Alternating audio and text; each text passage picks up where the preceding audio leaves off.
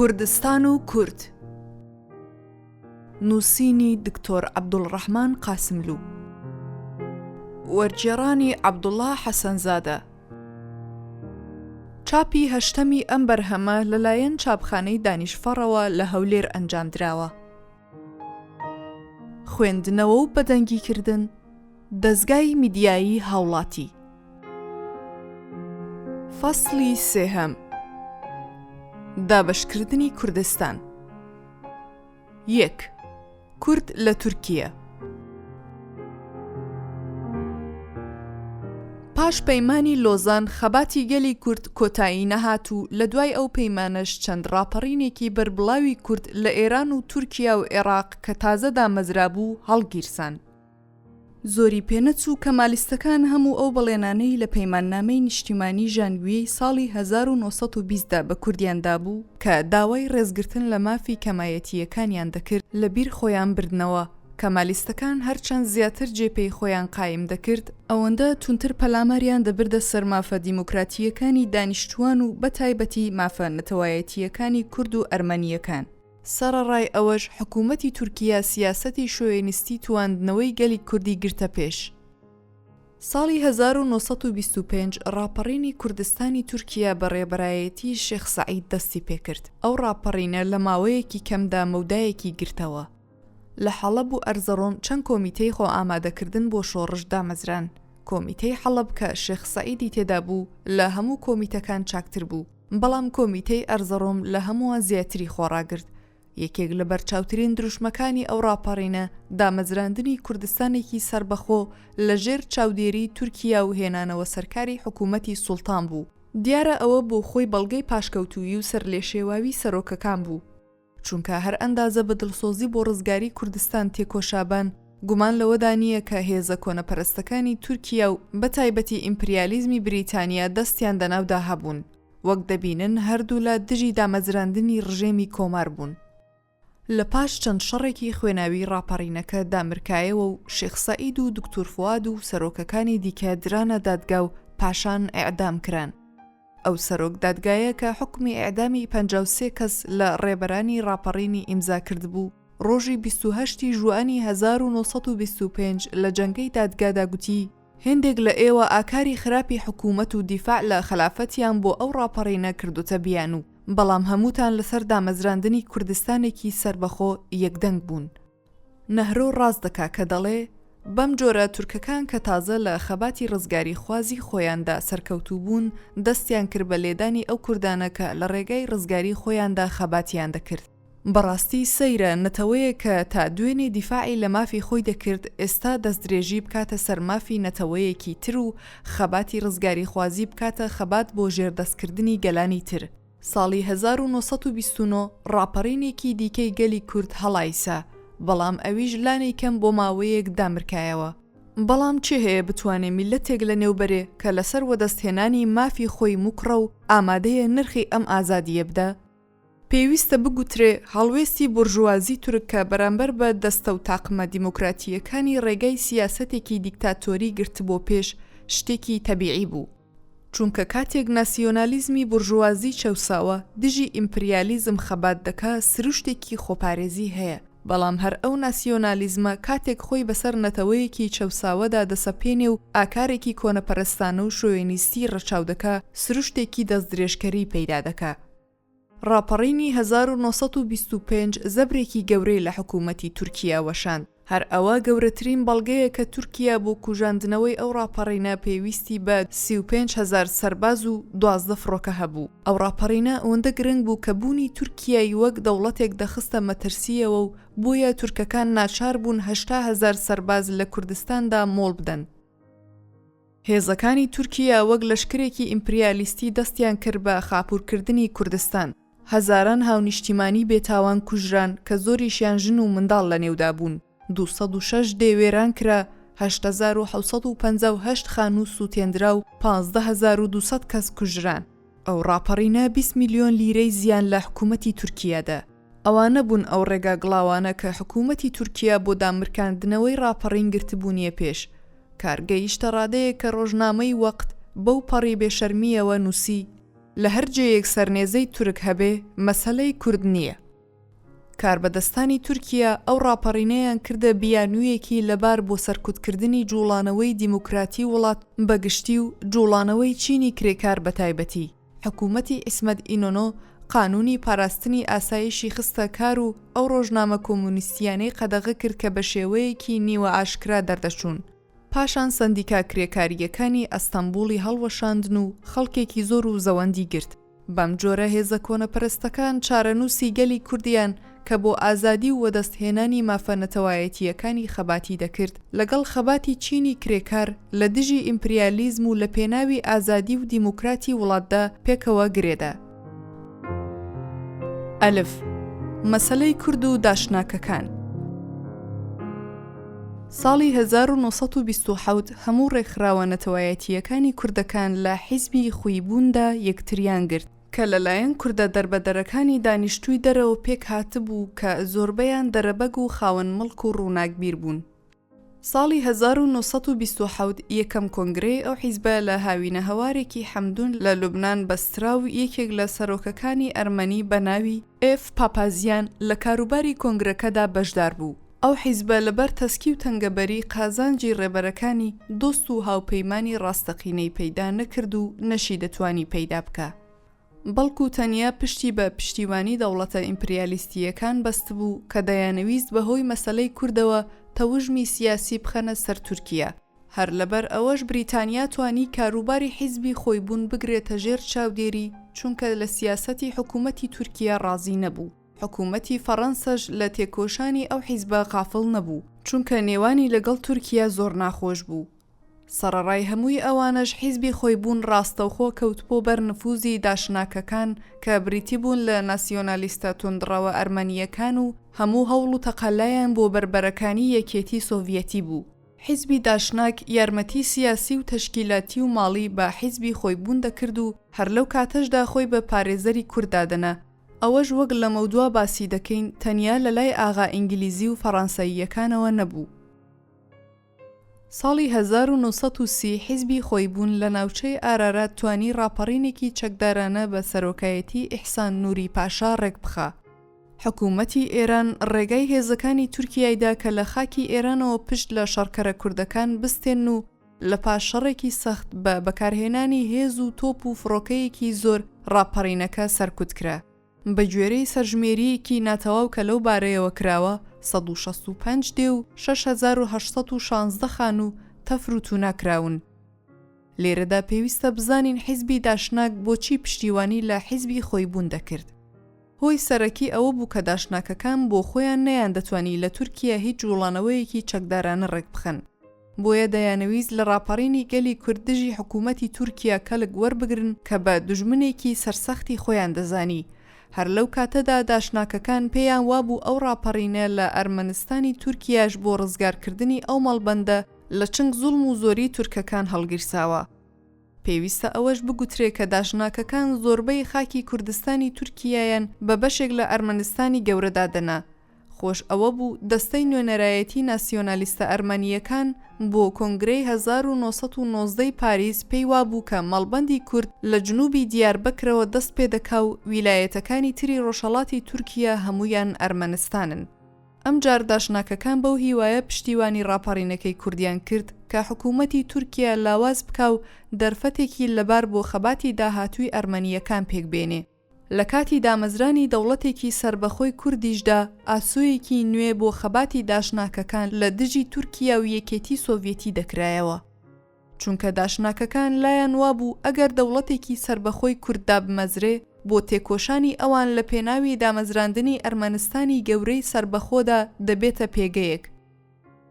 بە کورتی داشناکەکان بە نوێنەرایەتی کۆنەپەرستە ئەرمەنیەکان دەیانەویست تامەزرۆیی کورد بۆ ئازادی و سربەخۆیی بکەنە پردەبازێک بۆ گەیشتن بە نیازەکانی خۆیان دژی یەکێتی سۆڤیەتی. کاتێک لەوە ناهومێت بوون داشناکەکان یارمەتی خۆیان لە جوڵانەوەی ڕزگاری خوازی نیشتیمانی کورد بڕێ و تەنانەت تا ڕادەیەکیش بەرهەڵستیان کرد. بەڵام پەیوەندی نێوان جوڵانەوەی ڕزگاری خوازی نیشتیمانی کورد و ئەرمەنی بە تەواوی جۆرێکی تر بوو. مێژوو زۆر نمونەی خەباتی هاوبەشی ئەو دوو نەتەوەیەی لە دژی دوژمنی هاوبەش بەخۆیەوە دیوە و هەر ئێستاش دەکرێت بەڵگەیەکی ڕوونی ئەو دۆستایەتیە درێژخایەنە لە وەزعی کوردەکانی ئەرمەنستانی سۆڤیەتیدا ببینن. کوردەکان بۆ یەکەم جار لە مێژوودا مافی نەتەوایەتی خۆیان دەستکەوتووە و لەگەڵ گەلی ئەرمەنیدا بەخۆشی و دۆستایەتی دەژین. بە مەسەلەی کورد و حیزبە سۆسیال دیموکراتەکانی ئوروپا. داشناکەکان کە خۆیان کردبووە سەرپەرست و دەمڕاستی حیزبی خۆی بوون دەبوو لە نێو ئەنتەرناسیۆنالی دووەمیشدا هەر بەم جۆرە بجوڵێنەوە. لێرەدا بەجێ هەڵوێستی حیزبە سۆسیال دیموکراتەکان بەرامبەر بە مەسەلەی کورد بزانین. لەو یادداشتەدا کە داشناکەکان دایان بە کۆنگرەی ئەنتەرناسیۆنالی دووهەم کە لە ئوتی ساڵی 1930دا لە زوریخ بەسترە ئاوا دەڵێن. مەسەلەی کورد بۆ ئەنتەرناسیۆنالی ئێمە زۆر گرنگە چونکە مەسەلەی کورد تا ئێستا شارەسەر نەکراوە و هەڕەشە لە ئاسایشی ڕۆژهەڵاتی نزیک دەکا. ئەم جار بەکرێگیراوانی ئەنتەرناسیۆنالی سێهەم هەوڵ دەدەن بخزێنە نێو جوڵانەوەی گەلی کورد. ئەو هەوڵ و تەقەلایە لە جێی خۆیدایە چونکە کوردەکان ئێستا هەست بەوە دەکەن کە دنیا کاری پێیان نەماوە. هەر جۆرە ڕووپیشاندان و دڵدانەوەیەکی ئێمە بۆ کوردەکان دەبێتە هۆی بەهێزبوونی دوژمنانی ئەنتەرناسیۆنالی مۆسکۆ لە کوردستاندا. لێرەدا دەردەکەوێت کە ڕێبەرانی ئەنتەرناسیۆنالی دووهەم هیچ کاتێک نەیانویستووە دیفاع لە مافی گەلی کورد بکەن، بەڵکو هەمیشە ویستویانە ڕێگا لە جوڵانەوەی ڕزگاری خوازی نیشتیمانی کورد بگۆڕن و بیخەنە ژێر دەسەڵاتی ئیمپریالیزم و دەست و پەیوەندەکانی و هەر لەو ڕێگایەشەوە بەرگێکی دژی گەلی و دژی سۆڤیەتی بەبەردا بکەن. ئەو هەوڵ و تەقەلایەش بە تەواوی لەگەڵ نەخشە و پلانەکانی ئیمپریالیزم ڕێک دەکەوێت. دوبڕۆکر سەرۆکی کومیتەی بەجێهێنەری ئەنتەرناسیۆنالی دووهەم هەڵوێستی نالەباری حیزبە سۆسیال دیموکراتەکانی بەرامبەر بە جوڵانەوەی ڕزگاری خوازی نیشتیمانی کورد زۆر بەڕوونی نیشاندا و گوتی پێش ئەوەی بێنە سەرباس و لێکۆڵینەوەی مەسەلەی کورد پێم خۆشە هێندێک تێبینی لەبارەی هەڵوێستی خۆمان لەو کێشەیە دەرببڕم. لە هەموو شتێک گرانتر بۆ ئێمە ئەوەیە کە مەسەلەی کورد بۆ ئێمە تازەیە و دەبێدان بەوەدا بنین کە ئێمە هەر ئەندازە شارەزاییمان لە کاروباری ئوروپادا زۆر بێ بەگرانی سەرمان لە گیر و گرفتەکانی کاروباری دەرەوەی ئوروپا دەردەچێ. سەرەڕای ئەوەش مەسەلەی کورد لەباری سروشتی خەباتەوە خاوەنی چەند شێوە و هەلومەرجی جیاوازە. پاشان دووبڕووکر دەڵێ گیر و گرفتی دووهەم ئەوەیە کە دەترسین کێشەی کورد لە گیر و گرفتێکی تایبەتی تورکیا بترازێ و عێراق و ئێران و سووریاش بتەنێتەوە و ببێتە هۆی هێندێک گیر و گرفتی نەتەوایەتی لە نێوان ئەو وڵاتانەدا کە پەیوەندیان بە مەسەلەکەوە هەیە. ڕاستە یادداشتی حیزبی ئەرمەنی داشناک دەڵێ جوڵانەوەی کورد لە دژی تورکیایە، بەڵام کەس ناتوانێت ببێتە دەستەبەری ئەوە کە بۆ ئەو وڵاتانەی سەرەوەش ناتەنێتەوە و مەترسی هەڵگیرسانی شەڕ لە بەشێکی بەرینی ڕۆژهەڵاتی نزیکدا پێک ناهێنێ. ئەمە وا دەگەیەنێ کە سۆسیال دیموکراتەکان پشتگیری خەباتی گەلەکەیان دەکرد بەڵام هەر لە تورکیا نەک لە ئێران و عێراق کە کەوتبوونە ژێر دەسەڵاتی ئیمپریالیزمی بریتانیا و نەک لە سووریاش کە لە ژێر دەسەڵاتی فەڕەنسادا بوو. با باشتر سەرنج بدەینە قسەکانی دووبڕۆکر کە دەڵێ گیر و گرفتی دووهەم بۆ ئێمە بێجگە لە هەمووی ئەوانە ئەهەمیەتێکی تایبەتی هەیە.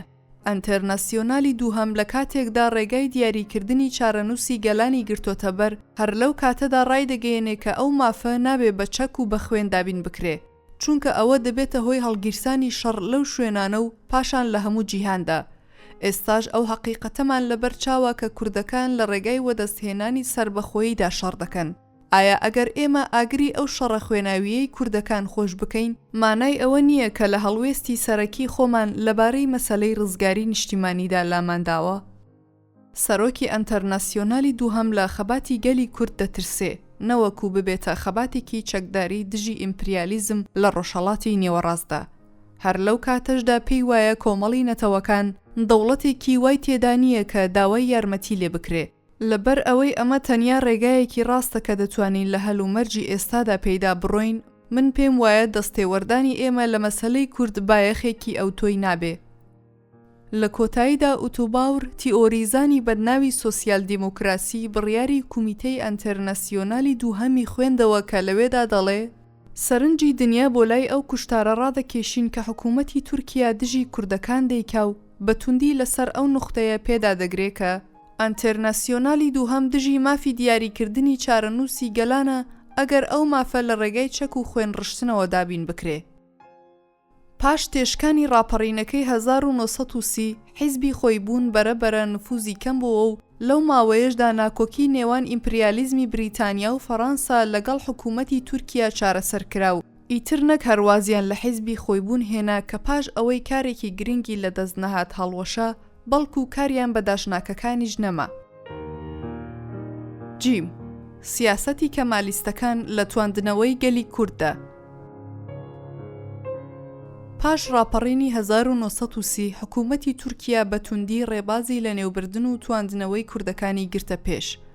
ساڵی 1925 قانونێک پەسەند کرابوو کە بە گوێرەی ئەو نیزامی پشتکنینی گشتی دامەزرا. ئەو پشکنینە زۆربەی بەشەکانی کوردستانی دەگرتەوە و مافی ئەوەی هەبوو حکوومەتی نیزامی بەرپا بکاو لە ناوچەکانی دراوسێڕا هێزی ئەسکەری بێنێ.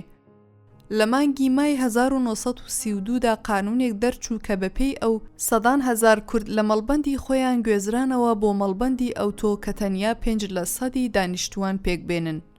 ئەو قانونە بەڕاشکاوی دەڵێ ئەوانەی زمانی زگماکیان تورکی نەبێ ڕێگایان نادرێدەیەکانیان دروست بکەنەوە و مەڵبەندەکانیان ئاوەدان بکەنەوە و دەستە و کۆمەڵی پیشەسازی و ئاینی و هیتردا بمەزرێنەوە.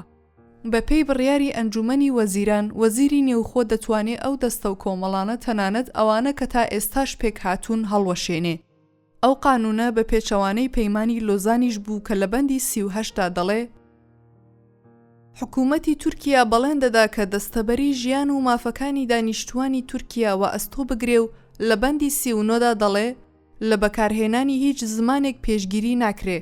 هاونیشتیمانانی تورکیا دەتوانن بە ئازادی هەر زمانێک لە پەیوەندی تایبەتی خۆیاندا یان لە نووسراوەکانی بازرگانی ئاینی و ڕۆژنامەگەری یان لە هەر چەشنە بڵاوکراوەیەکدا یان لە کۆبوونەوە ئاشکرایەکاندا بەکاربێنن. کاربەدەستانی تورکیا بە بەرهەمی سیاسەتی زەبر و زەنگ ڕازی نەبوون و بۆ تواندنەوەی گەلی کورد هێرشێکی فکریان دەست پێ کرد. ڕەجەب پەکەر سکرتێری گشتی حیزبی جمهوری گەل لە وتارێکدا کە ساڵی 1931 لە زانستگا خوێندیەوە ڕایگەیاند ئێمە ئەو هاونیشتیمانانە وەک خۆمان حیساب دەکەین کە لە نێو ئێمەدا دەژین و لەباری سیاسی و کۆمەڵایەتیەوە دەچنەوە سەر نەتەوەی تورک بەڵام بیر و باوەڕی کوردایەتیان بردۆتە مێشکەوە. ئەو سکرتێرە کە پێی وایە بوونی نەتەوەیەک ئەنجامی بردنەمێشکی هەست و بیر و باوەڕە پاشان دەڵێ زانستی تازە لای وایە کە نەتەوەیەکی چەند سەد هەزار کەسی و تەنانەت 1 میلیۆنیش ناتوانێ وەک نەتەوەیەکی سربەخۆ بمێنێتەوە. دیارە ئەو زانستە تازەیە تەنیا لە خەیاڵی ناسیۆنالیستە بەرچاوتەنگەکانی تورکدا هەیە. کابرایەکی دیکە بە ناوی دکتۆر سەکبان لەوەش زیاتر پێی لێ هەڵێنا و بەڕاشکاوی ڕایگەیاند قسەی خۆمان بێ نازانم ئەو خەڵکە بۆ لە تواندنەوە دەترسێن. تاقیکردنەوە نیشانی داوە کە تواندنەوەی بێهێزەکان لەلایەن بەهێزەکانەوە وەزئیان باشتر دەکا بەڵام بە شەرتێک ئەو تواندنەوەیە بە زۆر نەبێ. لە جێگایەکی تردا دەڵێ دەبێ ئێمە ئەوەندە دڵسۆز بین و پێ لەو ڕاستیە بنین کە ئەو باوەڕی ئێمە کە پێویستە کوردەکان بە زمانی خۆیان بخوێنن بناغەیەکی پتەوی نییە. ئەحمەد ڕەشید کە مامۆستایەکی تورک بوو لە ئەکادمی قانونی نێونەتەوایەتی لاهەدا لە نامیلکەی خۆیدا بەناوی لەسەر مافی کەمایەتیەکانی تورکیا لە ڕابردوو و ئێستادا بە ئەنقەست کوردی لەبیر خۆی بردووەتەوە و دەڵێ مێژوو نیشانی داوە کە تورکیا هەمیشە و بە چەشنێکی بەردەوام ڕێزی لە مافی کەمایەتیەکان گرتووە. ئەو مامۆستایە لە بێشەرمیدا گەیشتۆتە جێگایەک کە دەڵێ زۆر جار واقعیەت لەگەڵ ئەوەی لە قانوندا باسکراوە جیاوازی هەیە بەڵام لەبارەی مافی کەمایەتیەکانی تورکیاوە هەرگیز شتیوان نەبووە.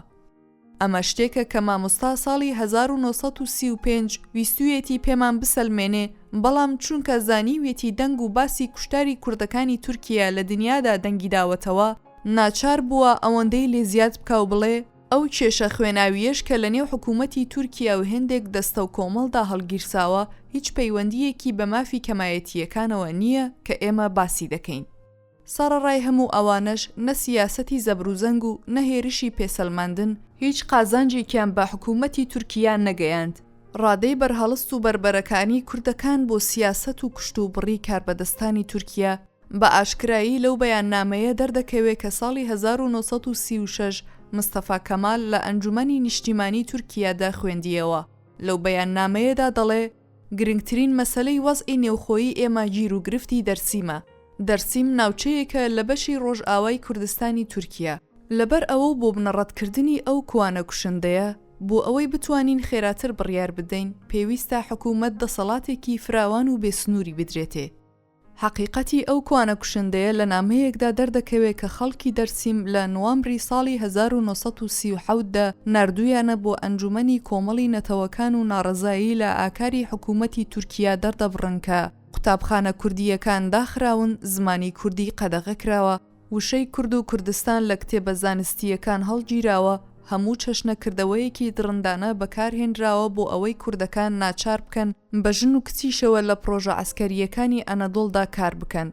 کوردەکان دەکەس گوێزرانەوە بۆ مەڵبەندە تورکنشینەکان و نابێ لە هیچ شوێنێک لە 5 لە 100 دانیشتوان پتر بن. قەیرانی ئابووری ساڵەکانی 1929 و 1932 وەزعی ئابووری زەحمەتکێشانی تورکیا و بە تایبەتی کوردستانی زۆر شپرزە کرد. هەژاری و بێکاری بڵاو بووە و پایەی ژیانی جوتیاران ئەوەندەی تریش هاتە خوار. ئەوانە و سەرباری هەمووانیش سیاسەتی چەوساندنەوە و زەبروزەنگ و ڕەگەزپەرستی کاربەدەستانی تورکیا لە ساڵی 1937دا بوون بەهۆی هەڵگیرسانی ڕاپەڕینێکی گەورە بە سەرۆکایەتی سەید ڕەزا لە ناوچەی دەرسیمدا. حکوومەتی تورکیا لەشکرێکی زۆری بۆ سەرکوتکردنی شەڕکەرە کوردەکان تەرخان کرد و سەر لە نوێ هەزاران کەس تێیدا کوژران. لە هەندێک لە مەڵبەندەکاندا کوشتاری زۆر گەورە کرا و زۆر مەڵبەند بە تەواوی خاپور کران و بە ناوی شارستانیەتیەوە ژن و منداڵ و پیر و پەککەوتوی دەستەوەستانیش کوژران. ئەو ڕاپەڕینە زۆر بە دڵڕەقی تێکشکێنرا و سەید ڕەزاژ لەگەڵ دەکەسی تر لە سەرۆکەکانی ڕاپەڕین بە تاوانی چەتەیی ئێعدام کران. ئیڕومانیت گاڵتە بە عەقڵی کاربەدەستانی تورکیا دەکا کە ئەو سەرۆکە کوردانەی لە پێناوی یەکێتی نیشتیمانەکەیاندا خەبات دەکەن بەدەست دەزانن. بەڵام سەرۆکێکی تورک کە بێگانە لە وڵاتی خۆی وەدەردەنێ بە نیشتیمان پەروەردا دەنێن. عوسمان مەتە نووسەری ڕۆژنامەی سۆن پۆستا کە ساڵی 1948 یانی 10 ساڵ پاش کوژانەوەی ڕاپەڕینەکە چۆتە دەرسیم باسی ئەو سەرکەوتنە دەکا کە حکوومەتی تورکیا لە بڵاوکردنەوەی شارستانیەتدا وەدەستی هێناوە و دەنووسێ چەند کەسێک لە خەڵکی ئەو مەڵبەندە باسییان بۆ کردم کە بێجگە لە ژاندارمە و مەعموری باژوەرگرتن هیچ موشەخۆرێکی حکوومەتیان نەدیوە. زۆرم هەوڵدا لە نزیکەوە وەزعی خەڵکەکە بناسم و لە نیازی دڵیان تێبگەم. هیچم دەست نەکەوت ببێتە بەڵگەی ئەمە کە ئێمە کارێکمان بۆ کردوون. لەوێ نەسەنعەت هەیە و نەکشت و کاڵ و نەبازرگانی. پزیشک دەست ناکەوێ و خەڵک هەر نازانن دەرمان چییە و لە نێوان گوندەکانیشدا ڕێگا خۆش نەکراون. لە پاش کوژاندنەوەی ڕاپەڕینەکەش حکوومەتی تورکیا بە بیانووی مانۆڕی ئەسکەریەوە ئاکارێکی بۆ لە ناوبردنی کوردەکان ڕەچاو کرد کە هەرگیز وێنەی نەبینرابوو. حکوومەتی تورکیا ڕاپەڕینەکەی ساڵی 1925 بە دەستکردی ئینگلیزیەکان دەزانی و دەبێ ئەو ڕاستیەش بگوترێ کە ئیمپریالیزمی بریتانیا ئەو ڕاپەڕینەی پێخۆش بوو. چونکە کێشەی بریتانیا و تورکیا لەسەر مەسەلەی مووسڵ لە ئەنجومەنی کۆمەڵی نەتەوەکاندا باسی لێ دەکرا. پوگۆریلوف باشی بۆ چووە کە دەڵێ لە ماوەی ئەو شێواویەدا کە لەسەر مەسەلەی مووسڵ پێک هاتووە هەر چەشنە پێک هەڵپڕژانێک لە ناو کوردەکان و حکوومەتی تورکیادا ڕووبدا بە قازانجی بریتانیا تەواو دەبێ. پاشان دەڵێ بێگومان فکری یەکخستنەوەی کوردستان یەکێک لە هۆیەکانی هەڵگیرسانەوەی ئەو ڕاپەڕینە بووە. هەرچەند ئەو فکرە لە نێو کۆمەڵانی خەڵکی کوردستاندا زۆر بڵاو نەبووەوە. دیارە نابێت تەعسیری بیر و باوەڕ و هەستی ئاینی بەکەم بگرین، بەڵام لەگەڵ ئەوەشدا دەتوانین بڵین هێزی پاڵپێوەنەر بۆ ڕاپەڕینی 1925 هەروەک هەموو ئەو ڕاپەڕینانەی لە سەرەتای سەدەی 20ەوە تا شەڕی دووهەمی جیهانی هەڵگیرساون تێکۆشان بۆ دامەزراندنی دەوڵەتێکی سربەخۆی کورد و دابینکردنی مافەنەتەوایەتیەکانی گەلی کورد بووە. نەهرۆ دەڵێ هەرچەند حکوومەتی بریتانیا کەیفی بەو گیر و گرفتانە دەهات کە کوردەکان بۆ حکوومەتی تورکیایان پێک دەهێنا، بەڵام ناتوانین بڵین پیاوەکانی ئینگلیز دەستیان لە ڕاپەڕینەکەدا هەبووە. ئاشکرایە کە پیاوە ئاینیەکان نەخشێکی گرنگیان لەو ڕاپەڕینەدا یاری کردووە و هەروەها ئاشکراشە کە هەستی نەتەوایەتی کورد نەخشی گەورەی لە ڕاپەڕینەکەدا بووە و لەوانەیە هەستی نەتەوایەتی لە هەموو شتێک زیاتر تەعسیری لە هەڵگیرسانی ئەو ڕاپەڕینەدا بوو بێ.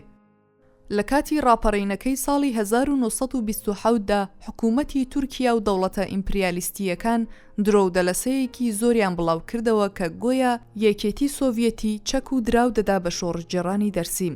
ئەوەش بەو مەبەستە بوو کەوا لە خەڵک بگەیەنن گۆیە ئەو ڕاپەڕینە دەستکردی بێگانەیە و لە لای بیر و ڕای گشتی تورکیا و جیهان پاکانە بۆ ئەو ئاکارە دڕندانەیە بکەن کە کاربەدەستانی تورکیا لەگەڵ کوردەکان بەکاریان هێناوە و لەلایەکی ترەوە ترسێکی ژوەبەر حکوومەتی عێراق و ئێران بنێن بۆ ئەوەی ئەوانی یارمەتی تورکیا بدەن و پێکەوە کوردەکان سەرکوت بکەن.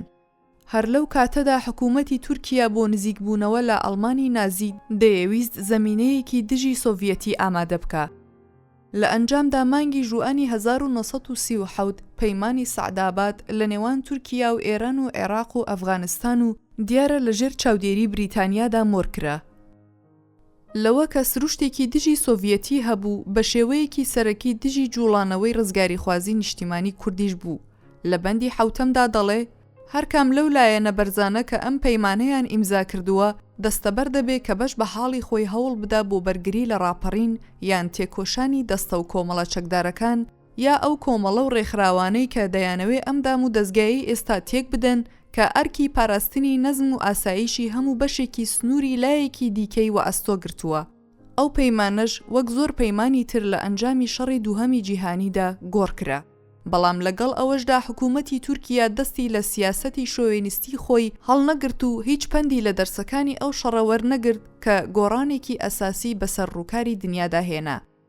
ڕۆژنامەی سۆنپۆستا لە 11 ئاوریلی 1946دا بەڕاشکاوی ڕایگەیاند کە هیچ کاتێک کەمایەتی کورد لە تورکیا نەبووە، نەنیشتەجێ و نەکۆچەری، نەخاوەن هەستی نەتەوایەتی و نەبێ هەستی نەتەوایەتی. ئەوەیە ئەو بیر و باوەڕە شومە کە تا ئەمڕۆژ ڕێبازی سیاسەتی حکوومەتی تورکیا دیاری دەکات.